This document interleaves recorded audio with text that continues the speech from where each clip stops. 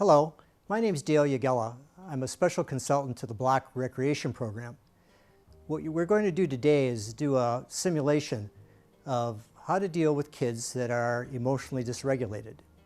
We'll start this with a PowerPoint that reviews some information that was shared with the staff earlier this year about emotional dysregulation and how to get kids to calm down and to deal with their feelings and to work through problems. Then we're going to do a simulation of a particular event that has taken place in the past to show how these pieces work together. And now I'm going to go to the PowerPoint and you'll get a chance to see how this all evolves. The first slide we're looking at examines the impact of toxic stress on developing brain, and we're talking about what happens to young people over time. And you can see on the right-hand side of this slide there's a cross-section of the brain, and it shows the prefrontal cortex, which is the part of the brain that deals with logic and reason, and the amygdala, which is a kind of a smoke detector that we have in our brain that senses when things are off standard, and also the hippocampus, where our memory resides. What happens when we're exposed to toxic stress is that we have an impact on decision-making, judgment, impulse control, and our attention.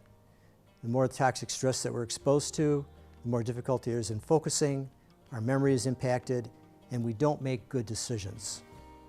The amygdala, as I indicated before, is the smoke detector in the brain that processes emotional reaction. So any anxiety or fear that a person feels sets that off, which has an impact upon the brain. The hippocampus is where our memory is, so we store things, good things and bad things, in that part of our brain. And when we are exposed to toxic stress, that memory is impaired, as well as our mood control, which means we don't deal with things very well when we face these kinds of matters. When we're talking about trauma, the effects are pretty much the same. The amygdala detects a threat. It activates what we call the hypothalamus, which connects to our sympathetic nervous system and sets off what we call the HPA activation system, which leads to being able to fight, flight, or freeze. And why this becomes important is that when kids have trauma backgrounds, as kids often do, their reactiveness is to fight, fight, or freeze. And you might have seen this in the behavior of the kids that you have dealt with before. This shows the other physiological responses that occur at the same time when this system is activated. Our pupils dilate, our saliva salivation is interfered with, our airways dilate and we start breathing from our upper lungs instead of from our belly. Our heart rate increases, we sweat more, and we have an increase in glucose in our body because our body's getting ready to react. And that reaction is to fight, flight, or freeze. That's out of the sympathetic system. The other system that we're going to talk about today and kind of operate is what we call the parasympathetic system, which works on calming the body and getting the body prepared to do other kinds of things. This little diagram here shows what happens when we're triggered when we're upset. There's a triggering event. We either hear something, see something, smell something, or have some kind of physical contact with someone, which sets off the alarm, that amygdala we were talking about, which says fire, fire. And then we have this cascade of hormones that takes place, which gets our brain to do one of those three things, to fight, flight, or freeze. So you can see then if we have a child or a young person who's upset, that this is usually the pattern that takes place. The goal of this training is to work the opposite side of this, to interrupt what that brain is doing in terms of getting people to breathe deeply, to relax, to reconnect to themselves, so that they can work on having an awareness of what's going on in their bodies, deal with their feelings, and then finally tell us what's happening. The tendency is for us to want to rush in and to find out what happens early in the game instead of working to calm this body down, calm that brain down, and get folks refocused. The chart you're seeing now is what we're going to work on today. We're going to apply this to a re-entry process that has been created recently for kids who've been suspended from the program. In the past, the policy was to suspend kids for the program for a series of events that would take place for up to a year. The intention of this is to get kids the opportunity to re-enter the program when they're prepared to do it. And our intention then is to help kids get prepared to do it by working through these 3 steps. The first step is to get the young person to acknowledge the harm that they've created to others. And we're going to use some emotional regulatory techniques to help prepare them for that. And those are some of the things we're going to demonstrate today. The second phase of this process is to develop an amends plan. That amends plan is to identify the harm that's created and what will be done to the individual, if an individual was harmed, or to the group, or to the staff, or maybe all 3, as we try to reintegrate the young person to the program. And then finally, the presentation of that amends plan to the harmed party and also the other folks that may be affected by it. The steps are pretty simple that we're going to try to carry out through this process. One is listening to the party that created the harm instead of trying to correct them. The second part is focusing on getting them to move a little bit and do some breathing to reconnect to them. I gotta stop. There's some simple steps to this process. The first part of this is not to try to talk somebody into something, but just to listen to them and to help guide them to a point where they can begin to reconnect with themselves emotionally. We do this first of all by focusing on what we'll call emotional regulatory techniques. Things we can do through controlled movement or through breathing that allow that young person to settle themselves and to calm that brain down. Because if we don't calm that brain down, the frontal lobe, or the part that does the executive function, isn't working. What's working is that fight, flight, or freeze part of the brain. So we want to get that person calmed down. And we want to watch through the course of this for what we call cues of dysregulation, not making eye contact, fidgeting in their seat, a change in their breathing again. Because if that's going on, we have to stop the process and get them to refocus on their emotional regulation. Once that's been restored, and we can see this by changes in breathing, by their body relaxing, by the kinds of things they're able to do to be connected to their bodies and to engage us in a conversation, we can ask them about how they're feeling. And those feelings are pretty simple. We want to know if they're mad, sad, glad, hurt, ashamed, or afraid. And that's all we need to accomplish with that. Once we've got that established and we're clear about what's going on in their bodies and they're able to talk to us, then we can find out exactly what happened, and then we can start working on what they want to do about it. 2 block participants get into a physical fight in the hallway. Staff separate them and they continue to try and fight each other until they are pulled apart. Joey is a block after-school member. While they do have a history of some undesirable behavior at the block, they are outgoing and could be described as having a big personality. They're an involved and visible part of the after-school program. Ross is also a block after-school member, but is more reserved and does not interact as much with other participants or staff, only participating occasionally if specifically asked by staff. The situation began during a pool game. There was some smack talk between the participants. Ross made a comment that escalated the interaction from competitive banter to offensive exchanges between the two. Still heated, Ross was signing out and walking down the hall to leave the block. This is when Joey stormed into the hall, physically pushing past a block staff member to get to Ross. Both participants began fighting in the hall and throwing punches. 2 block staff intervened and separated the participants. Now we're going to do the first part of the simulation.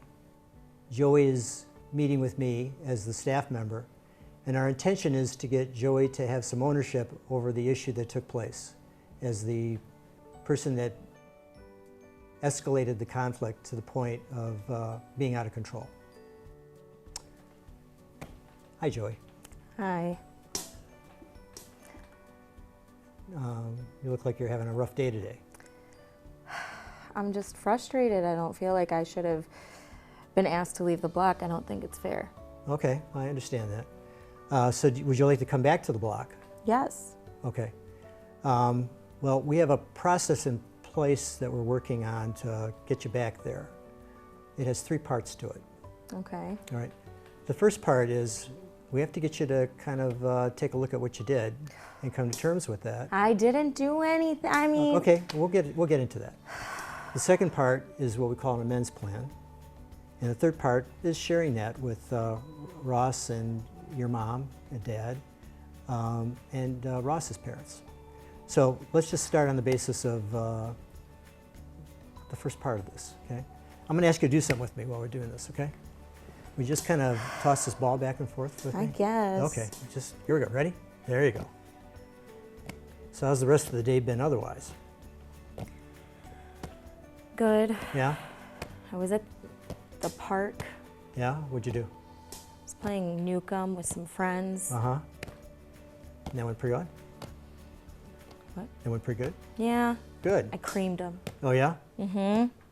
Got a massive spike. Yeah? So can you tell me a little about what happened on the day that you and Ross got into it? Do I have to? No, you don't have to. We can stop right now if you want. We can pick this up on another day. Would you rather do it today or some other time? It's up to you. We can do it today. Okay. So let me start by asking you, as we're doing this, when we walked in and started this, where were you feeling in your body? Do you feel tension anywhere in your body? My heart. Your heart? Okay. So were you scared? Nervous? Nervous, okay. And what's that feel like? My hands were sweaty. His hands are sweaty? Okay. And we're doing this because this kind of creates a rhythm between you and me, so we can talk about this. Okay. So tell me a little about you and Ross. What's the story between you guys? We both go to Block. Uh-huh. We've been going there a while. We don't really interact with each other. I always beat him in sports except for the one time we played pool. Uh-huh. And what happened then? He was a jerk and said something that I don't like. Mm-hmm. Said something you don't like, huh? Yeah. Oh, something, can you mind sharing what that was?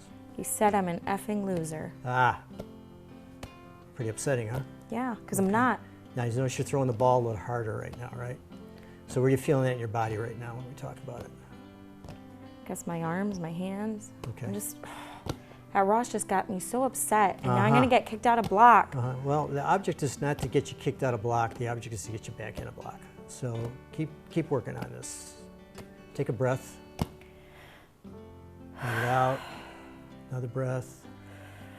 Let it out. Do the breath like smelling a flower and blowing out a candle. Can you do that? That's good. Yeah, and notice when you do that, you start looking at me, which you weren't doing before. That's kind of cool. Throw me the ball again. All right, so a little bit more about this. So you guys had a problem for a long period of time or a short period of time? I mean, we never really interacted that much. We kind of have separate friends. Uh-huh. We'll do team stuff if we have to, but we're not best friends. Okay. So how was your day before all this happened? It was pretty good. Yeah? I love the Block. Mm-hmm. Anything else going on that kind of set you up for this that day? My boyfriend just broke up with me. Oh, really? Yeah. That's sad. You have feelings about that? Yeah, it was over text. It wasn't very cool. Uh-huh. And where are you feeling that right now as we're talking about it? I feel like crying. How about taking another breath for right now? Let's breath in, breath out, breath in, breath out, breath in, breath out. So how's that feeling now? Better. Okay. So how do you think this connects with you and Ross? I guess I was probably already on edge, and he just was like the thing that pushed it over. Okay. So it was a bad day, Yeah. and you kind of took it out on him? Yeah, I guess so, when you put it like that. Okay. So I think we can probably move into the second phase of this discussion then, Okay. because it sounds like you got some ownership over this. Would you agree? Yeah. Okay. So your behavior affected your relationship with him. You don't want to necessarily have a relationship with him, but you did do something harmful to him, right? Yeah. Okay. Do you think that had some impact on the program too? I mean, I guess other people probably don't feel safe with me doing stuff like that, Okay. which stinks. So ultimately then, got to kind of, we want you to make an amend of some kind to Ross, Okay. all right? And we have to do something to the other folks involved, which we're not going to do today, but I think it's important you be thinking about that. What kind of amend can you make to the program and to the staff? But the most important part here is kind of mending stuff between you and Ross. How about taking another breath now? Okay, another breath. Let it out. Okay. So what do you think you could do to make an amends to Ross? Say sorry. Let him know that I was already on edge that day, and what he said just put me over the tipping point. Okay. Well, I think it's important not to make him responsible for your actions. So what else can you say to him that would be, other than I'm sorry, what could you do that might be a gesture of good faith on your part? Talk about not having it happen again. You know, trying to recognize when my emotions aren't in the best place and taking ownership of that and trying to calm myself down. Okay. All right. Those are good things. How would you go about calming yourself down so it didn't get out of hand again? Well, Block has these multiple rooms. I could go maybe ask the staff if I can go across the hall into the kitchen and cool down, or maybe see if they need a task done that will take my mind off things and I don't have to think about the stress going on in my life. Okay. All right. Those are good things. All right. So we're going to conclude this part of this. Okay. All right. And then we're going to ask Ross to join us now, and we're going to have you share that with Ross. Fair enough? Sounds good. Okay. So far, we've gotten Joey to talk a bit about the incident that took place, to calm down emotionally, and to share how it felt in the body, and also to identify feelings that went along with it, and then to own the incident. Now what we're going to do is invite Ross to join us, so Ross can identify the feelings that he or she have about this matter, and we can begin to perform the amends process. And then eventually what we'll do is we will introduce the parents to this, because the parents always support what kids are going to do in the future with these matters, one way or the other. So, Ross, welcome to this now. Thank you for having me. This incident that took place was pretty upsetting. Yeah. So, where do you feel this in your body as we're sitting here? Because this is kind of tense. You two had a conflict. Do you feel some tension in your body? I don't know why she's sitting here. Okay, cool. Can I get you to do some breathing with me on this? Can you just take a deep breath? That's fine. Let it out. Another deep breath. Let it out. Let's breathe from here. Okay.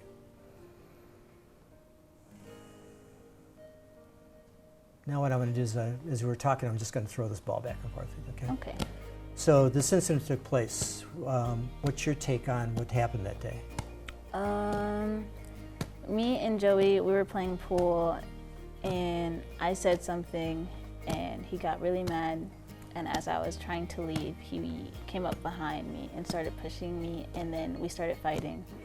Which I feel like is mostly his fault, because I was trying sorry. to. But you said you were trying. I was trying to leave, so like, you shouldn't have bothered me. Okay, can I ask you, as we're talking about this right now, just Yeah, stay out of all it. right. No. Can I just get you to listen right now and be aware of what you're feeling and where the tension is in your body? Yes. Okay, how about taking a breath right now? Another one? Okay, another one? Matter of fact, let's all do that.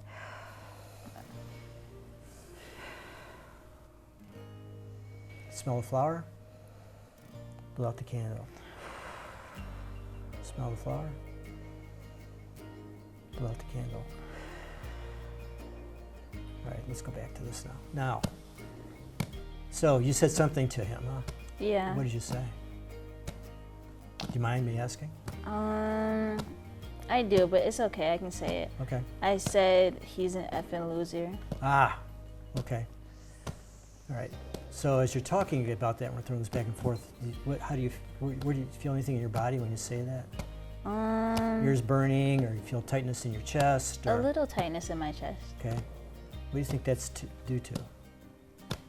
Probably because I shouldn't have said what I said. Oh, so you think? Or like the stress of the situation. Okay. In general. All right. So, what feelings you might have about what you said? Mad, sad, glad, hurt, ashamed, afraid. A little glad because, like, I mean, he was losing, but a little ashamed because I shouldn't have said that. Okay. So, do you think you contributed something to this incident? Yeah. Okay. All right. So, let's switch a little bit off here. So now that we're doing this, part of what we're doing is Joey's here to kind of make amends to you for things, but it sounds like you have some things you might want to say to Joey as well. I have to talk to him? You don't have to, Okay. but it's an opportunity. I guess we can talk. All right. So what I'm going to have you two do is throw this ball back and forth now as we deal with this. All right, so how do you feel about doing this right now, Joey? Mad, sad, glad, hurt, ashamed, afraid. Ashamed. Okay. And Ross, how are you feeling right now? Scared. Scared. Okay. What are you scared about? I feel like Joey's gonna hit me. I don't think that's happening right now. I think you guys are just kind of in tune with each other right now. I'd hope so. I think so. Right. So, so Joey, what do you need to say to Ross right now? Ross, I'm sorry that I pushed you. I shouldn't have put hands on you. Some other stuff going on in my life, and I think that caused me to be overly upset.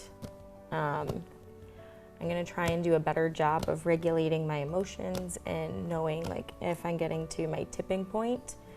One way I want to do that is by asking block staff, like if I can go to the kitchen and calm down, or see if they need tasks to kind of take my mind off things and help calm me down.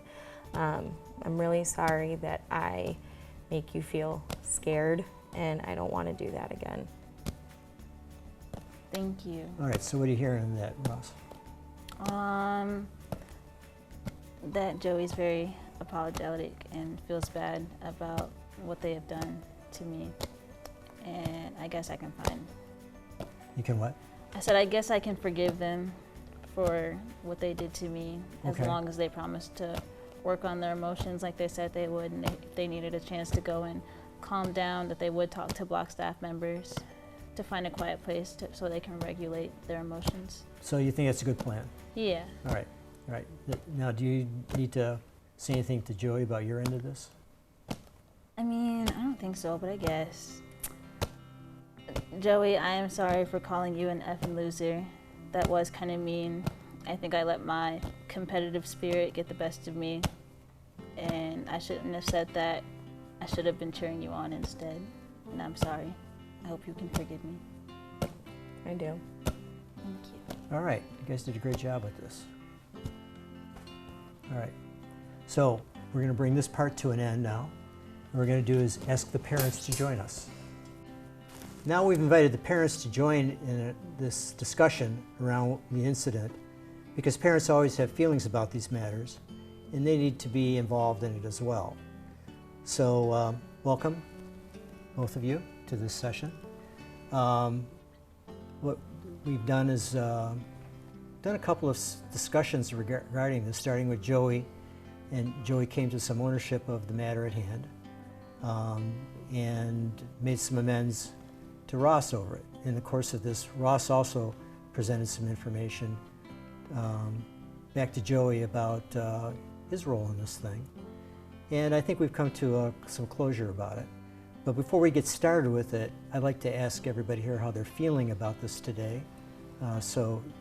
Dad, would you like to speak up and talk about how you feel about being here today and about the incident so far?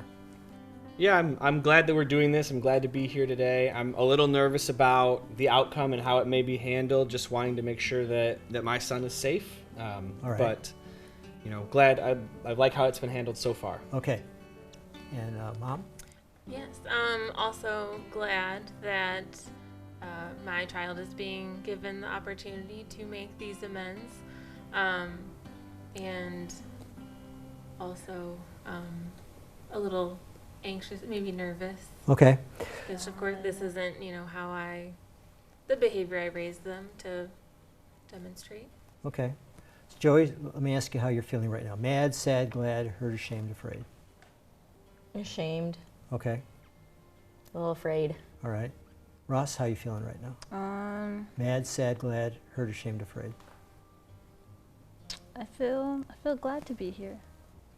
Feel a little ashamed though. Okay. So Joey, why don't you fill in the parents with your take on this matter and what you're going to do about it. So first I want to say I'm sorry to both my mom and Ross's dad and Ross. I was having some personal problems in my life. The day of, my emotions were already kind of high and on edge. We were playing a friendly game of pool, and Ross said something to me, and that kind of pushed me over the edge, and I reacted terribly, and I regret how I acted. It should have never come to that.